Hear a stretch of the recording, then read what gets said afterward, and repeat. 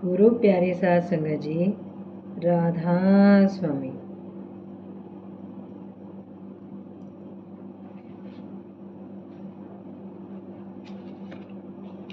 बीबी रुक्को जो पंजाब की रहने वाली थी, वह बहुत समय से आगरा में स्वामी जी महाराज के ज्योति ज्योत समाने के बाद माता राधा जी की सेवा में रहती थी। वह हमेशा माता जी और चाचा जी साहब स्वामी जी महाराज के भाई सेठ प्रताप सिंह जी की सेवा में निवेदन करती रहती कि पंजाब गुरु साहिबान की धरती है, जो एक अरसे से नाम से खाली पड़ी है, इसलिए वहाँ नाम के प्रचार के लिए किसी महात्मा को भेजा जाए। माता जी फरमाती, स्वामी जी महाराज ने सब इंतज़ाम किया हुआ है, फिक्र न कर, समय पर सब कुछ हो जाएगा। अभी कोई साधु यहाँ नहीं है। फिर एक बार बीबी रुक्को के प्रार्थना करने पर फरमाया, तू ही क्यों ना पंजाब चली जा। लेकिन बीबी रुक्को ने सत्संग छोड़कर जाना ना चाहा और अर्ज की कि ये काम तो किसी संत महात्मा का है, और संत भी ऐसा महान और पूर्ण होना चाहिए जो पंजाब जैसी कठोर और सख्त धरती पर फिर से रूहानियत का प्रचार करे। वहाँ किसी साधारण साधु का बस नहीं चलेगा। माता जी ने कहा, चिंता न कर, स्वामी जी महाराज ने ऐसे ही महात्मा को वहाँ भेजने का इंतज़ाम किया हुआ है, बस कुछ महीने और इंतज़ार कर ले। कुछ समय बाद एक रोज़ आधी रात के बाद जब माता जी स्नान करने के लिए उठी तो बीबी रुक्को को आवाज़ देकर जगाया और फरमाया, कल सुबह तेरा गुरु पहुँच जाएगा। जैसा गुरु तू चाहती थी, स्वामी जी महाराज ने वैसा ही भेजा है। वह स्वामी जी महाराज का श्रेष्ठ पुत्र और गुरुमुख सेवक है। बहुत समय पहले स्वामी जी महाराज पंजाब की धरती उसके हवाले कर गए हैं। कल स्टेशन जाकर उसे ले आना।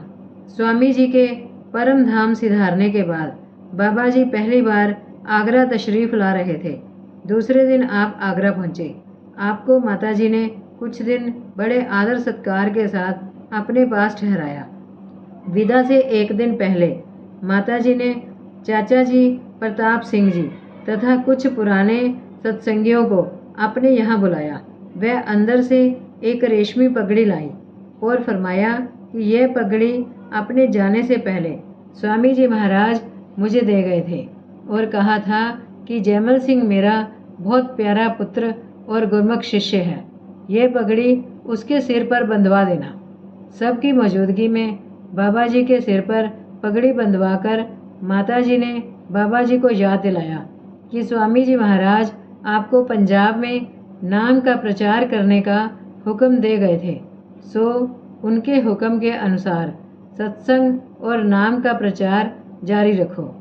माता जी ने बीबी रुक्को को बाबा जी की सेवा के लिए आपके साथ भेज दिया तथा हुक्म दिया कि बाबा जी की सेवा को स्वामी जी महाराज की सेवा समझना।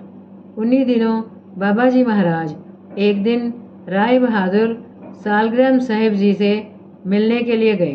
वह भी सन 1887 में पेंशन लेकर आ गए थे और पीपल मंडी आगरा में सत्संग आरंभ कर दिया था।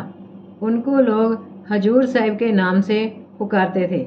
चाचा प्रताप सिंह जी और बाबा गरीबदास जी भी बाबा जयमल सिंह जी के साथ थे। हजूर साहब बड़े प्रेम और प्रसन्नता से उठकर बाबा जी से गले मिले और बड़े प्यार से बातचीत की। उन्होंने बाबा जी से फरमाया, भाई साहब, असली सेवा तो स्वामी जी महाराज की आपने की है और भजन सिमरन करके निज धाम पहुंच गए हैं। बाबा जी महाराज ने उत्तर दिया, आप जैसी सेवा कौन कर सकता है। स्वामी जी महाराज की आप पर बड़ी दया थी। दूसरे दिन राय बहादुर सालग्राम साहब एक रेशमी तिल्लेदार पोशाक लेकर बाबा जी के पास आए और बाबा जी ने उसे लेने से मना कर दिया और कहा, ये रेशम और कम ख्वाब मुझ गरीब किसान के क्या काम आएंगे। सालग्राम साहब ने फिर अनुरोध करते हुए कहा, क्या स्वामी जी महाराज ने आपको बादशाहों का बादशाह नहीं बना दिया है और रूहानी दौलत से भरपूर नहीं कर दिया है, परंतु बाबा जी ने पोशाक लेना स्वीकार नहीं किया।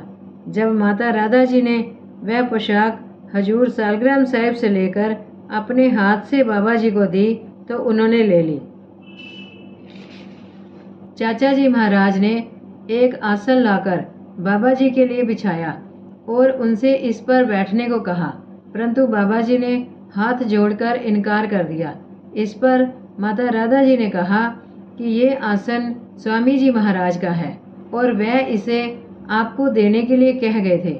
ये सुनकर बाबा जी ने उसे दोनों हाथों में लेकर अपने सिर से लगा लिया। ये आसन भी डेरे में मौजूद है।